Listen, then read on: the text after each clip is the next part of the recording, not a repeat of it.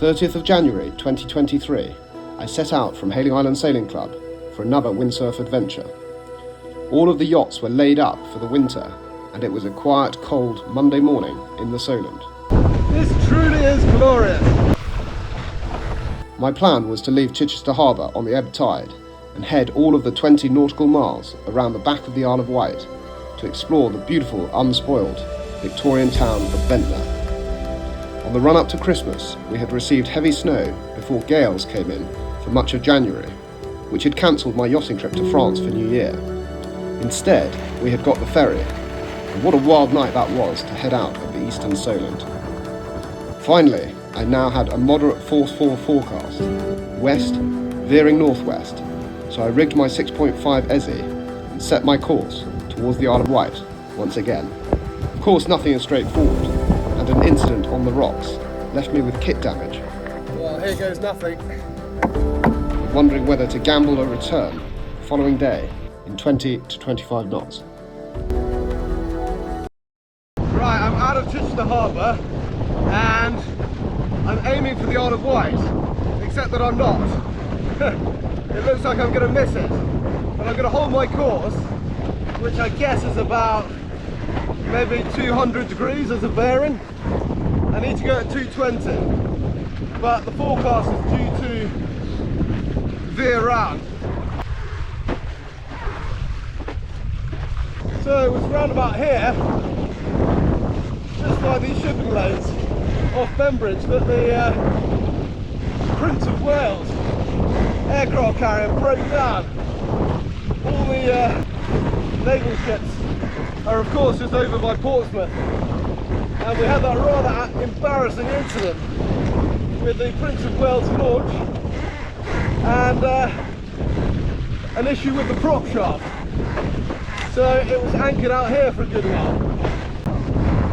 Thankfully there are a few gusts here in the shipping channel that I think will get me across before this guy comes.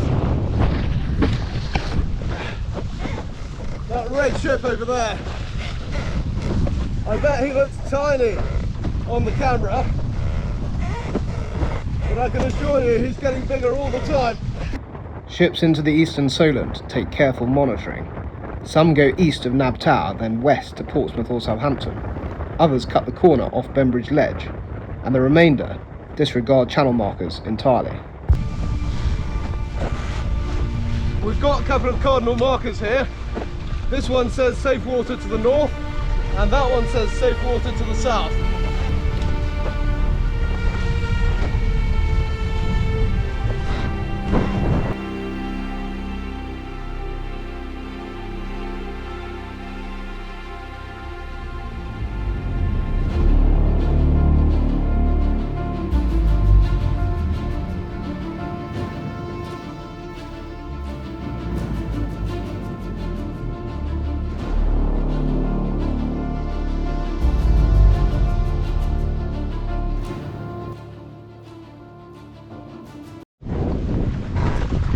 I don't know whether you can see over my right shoulder here, the Solent Fort. We've got Horse Sand and No Man's Land, and I did a separate video on the history of those forts. They're Napoleonic, early 19th century, defence against the French, of course. But you probably saw one of them's now been sold, 715,000, and that was the one that was derelict, Horse Sand Fort. But if you want one that's good to go, fully refurbished, luxury hotel, and you've got a spare 3 million, I think it's Knight Frank or Stratton Parker to get in touch with, and you can snap one up.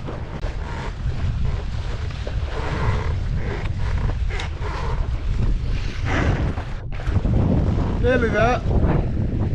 Done 8.6 miles. And I'm wary of getting the wind channel and culver down, so I might put a tack in or I might not, depends how strong the tide is whipping me around the corner. Allegedly it's about slack water now, but that's never really the case on this corner. Okay, this is what happens when you sail into a wind channel. I'm going at, oh wow, 1.1 knots. And the tide's just picking up against me. Oh, here's a gust. Well, here we go, come on. Yay! Well, this is the best way you can spend a Monday morning. Wow, what a stunning day. This has turned out really nicely. Obviously, I've yet to hit land. I'm probably a mile, maybe a mile and a half offshore here. I think that is Sandown over there. That might be Shanklin. I've just got around this headland, all is well, and just chilling, just actually practicing having a little break at sea. So there we go. It's great fun with the GPS watch. Very slow progress, but there's a bit of wind here in the bay of Sandown.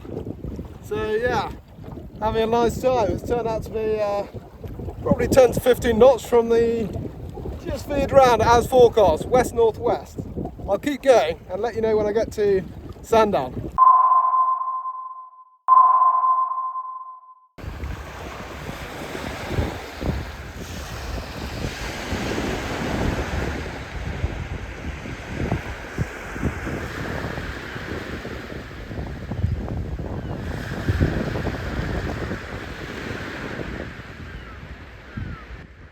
This is the lift that gets you down to the beach. Well, I'm horribly committed to this wind shadow now, but let's try to get to Ventnor. My timing couldn't have been worse. Not only was I launching into the wind shadow of the highest point of the Isle of Wight, St Boniface Down at 241 metres, the wind was also about to switch off for the day. Gotta say, this is starting to get a bit uncomfortable actually, just as the sun disappears. But I'll keep going, no other choice. I'm sure there's plenty of dinosaurs trapped in these rocks. But right now all I'm thinking about is this wind shadow. I seriously hope that round the next headland there's a settlement, maybe Ventnor. This hasn't gone so well. I'm in a massive wind shadow and had to paddle to the shore only to be met by miles and miles of boulders, which is not great for the kit at all. I'm just trying to find somewhere I can come in.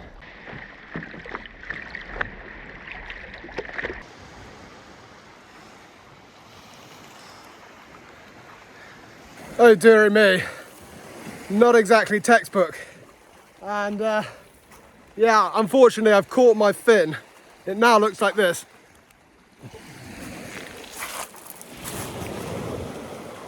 Yeah, this scratch to the sail is not good.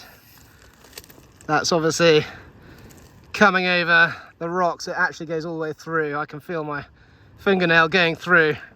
Not so clever. Oh. I think that's as good as I can do for now. I'll just have to wish the board good luck for the night.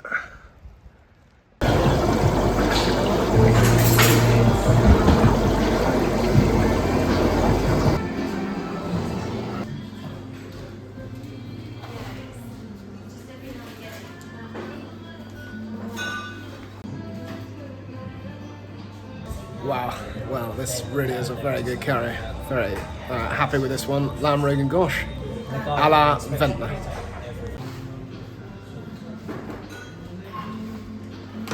Okay, well, suddenly I've got this luxury experience here at the Wellington Hotel in Ventnor. £60 a night. Very kind of them to have me. And check out this view from the balcony. Just extraordinary.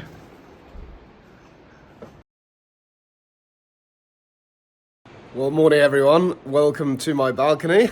The sound of the waves is just incredible on the shingle. I'm going to head down with my drone to get some shots of the harbour and check out the Hurst's shop, which was recommended on the Facebook group by a few people. Thanks very much, guys, for that.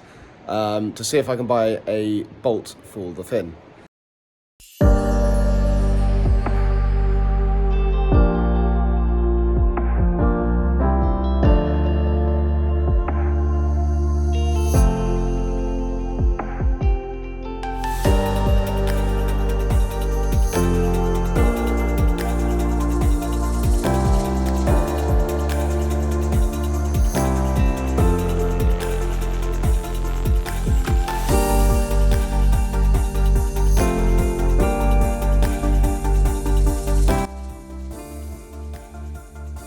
Okay, so getting the hacksaw, screwdriver, bolts and the washers to see what we can do.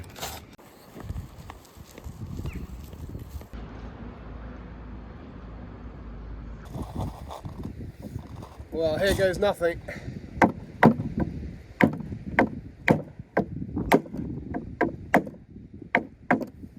Okay, it's back in the slot, look at that.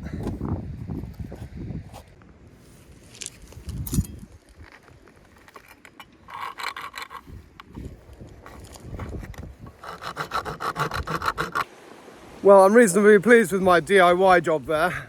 I've packed it out with a thick rubber washer, and I think the thread has not been pulled out of the fin, which is always good. And now I'm just on a recce to see how it's looking for the launch. You can see these are the rocks I was crawling through yesterday. I had that lot up to my waist. Of course, it's now low tide.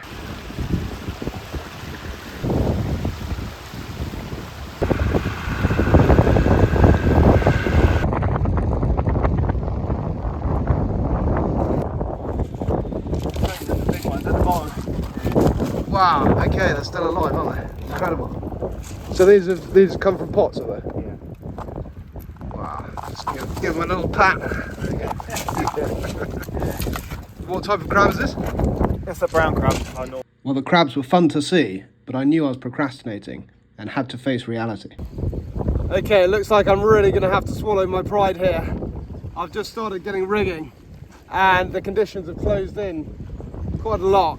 The visibility is bad and the rain's coming in, and I've still got that rip in my sail and a partially broken fin. So I've decided to abort mission at this point and get a lift back to Hayling. I'm in Bondchurch still, and Matthew from the Isle of Wight WINDSURF Facebook group has incredibly kindly offered to take me to the ferry terminal at Fishbourne, and Toll on Hayling is going to pick me up from Portsmouth. So I'm going to get the ferry back, and I just think that's probably better than calling the RNLI in an hour or two. If this sail blows out, I'm going to have a problem.